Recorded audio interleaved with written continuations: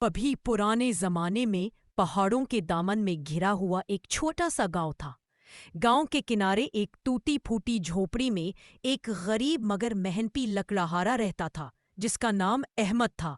वो अपनी बीवी सलीमा और दो छोटे बच्चों अली और मरियम के साथ जिंदगी गुजार रहा था। घर की हालत इंतहाई खस्ता थी। झोपड़ी की छत से बारिश के दिनों में पानी टपकता रहता और सर्दियों में ठंडी हवा अंदर तक घुस जाती। अहमद के पास न ज्यादा कपड़े थे और ना ही खाने को कुछ वाफिर मिकदार में। वो सुबह की ठंडी हवा में जागता, कमजोर सी रोटी खाकर जंगल की तरफ चल पड़ता। इसकी रोजी का वाहिद जरिया लकड़ियां काट कर शहर में बेचना था, मगर आजकल उसे मुनासिब पैसे भी नहीं मिल रहे थे क्योंकि शहर में लकड़ी की कीमतें बहुत गिर चुकी थीं। इसकी बीवी भी बीमार रहती थी। एक दिन रात को बच्चे भूख से रो रहे थे और घर में एक निवाला तक ना था। अहमद ने बीवी से कहा, सलीमा, फिक्र न करो, अल्लाह बड़ा कारसाज है। कल मैं ज्यादा मेहनत करूंगा, कुछ बेहतर कमा लाऊंगा। मगर फिर भी दोनों की आंखों में परेशानी छुपी थी। अगली सुबह अहमद पहले से भी ज्यादा जल्दी बेदार हुआ। उसने अपनी पुरानी अगली सुबह अहमद पहले से भी ज्यादा जल्दी बेदार हुआ। उसने अपनी पुरानी सी कुल्हाड़ी उठाई, बच्चों के सोते हुए चेहरों को देखा और दुआएं मांगता हुआ जंगल की तरफ चल पड़ा। जंगल में मामूल से ज्यादा खामोशी थी। अहमद एक बड़े दरख्त के पास खड़ा हुआ और पूरी कुव्वत के साथ कुल्हाड़ी चलाने लगा। कुछ देर बाद जब वो थक कर दरिया के किनारे बैठा तो अचानक उसके हाथ से कुल्हाड़ी फिसल कर दरिया में जा गिरी। पानी तेज था। कुल्हाड़ी लम्हों में गहराई की तरफ खींच गई। अहमद के दिल पर जैसे पहाड़ टूट गया। वो वहीं जमीन पर बैठ गया। उसके जहन में अपनी बीवी की बीमारी, बच्चों की भूख और घर की गुर्बत घूमने लगे। कुल्हाड़ी के बगैर वो लकड़ियां कैसे काटेगा, खाना कहाँ से लाएगा? वो रोते हुए आसमान की तरफ देखकर बोला, ऐ मेरे अल्लाह, अब मैं क्या करूं? मेरी कुल्हाड़ी ही तो मेरी रोजी का जरिया थी। उसकी सच्ची फरियाद जैसे आसमान तक जा पहुंची थी। अचानक दरिया के पानी में चमक सी पैदा हुई।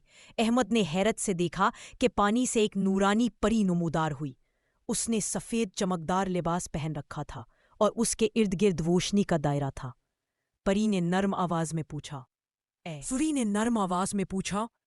ए इंसान, क्यों रोते हो? अहमद ने हिचकियों के साथ अपनी पूरी परेशानी बयान की। परी ने उसे तसल्ली देते हुए कहा, तुम फिक्र ना करो। वो पानी के अंदर गोता लगाकर गई और हाथ में सोने की चमकती हुई कल्हाड़ी लेकर वापस आई।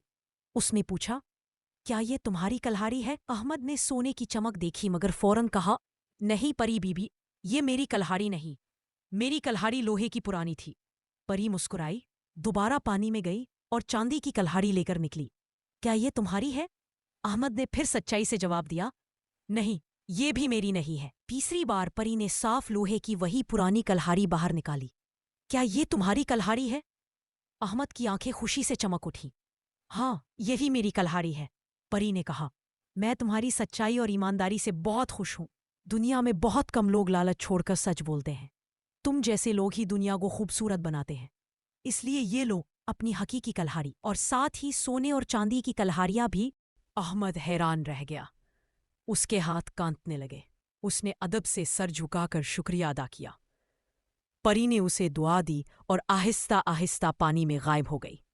अहमद कुल्हाड़ियां लेकर घर की तरफ भागा। उसके दिल में उम्मीद और खुशी मौजस थी। घर पहुंचकर उसने बीवी को सारा वाकया सुनाया।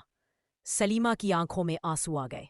उसने कहा, देखा अहमद, अल्लाह कभी अपने बंदे को अकेला नहीं छोड़ता। अहमद ने अगले चंद दिनों में सोने और चांदी की कुल्हाड़ियां बेचकर अच्छी खासी रकम हासिल कर ली। उसने सबसे पहले अपनी बीवी का इलाज कराया, बच्चों के लिए अच्छे कपड़े और खाना खरीदा और फिर अपनी टूटी झोपड़ी को ठीक करवाया। कुछ महीनों के अंदर उसका घर खुशहाल हो गया। मगर अहमद ने कभी अपनी असल गुर्बत और उसकी तकलीफ को नहीं भुलाया। वो अब भी रोजाना जंगल जाता, मगर सिर्फ इतनी लकड़ियां काटता जो जरूरत के लिए काफी होती। वो हमेशा हर एक से कहता, सच्चाई कभी रायगा नहीं जमती। अल्लाह ईमानदार बंदों पर हमेशा मेहरबान होता है। गांव वाले भी उसकी ईमानदारी के चर्चे करने लगे। अहमद अपनी दियानत, आजिज़ी और मेहनत की वजह से सबके दिलों में जगह बना चुका था। उसकी जन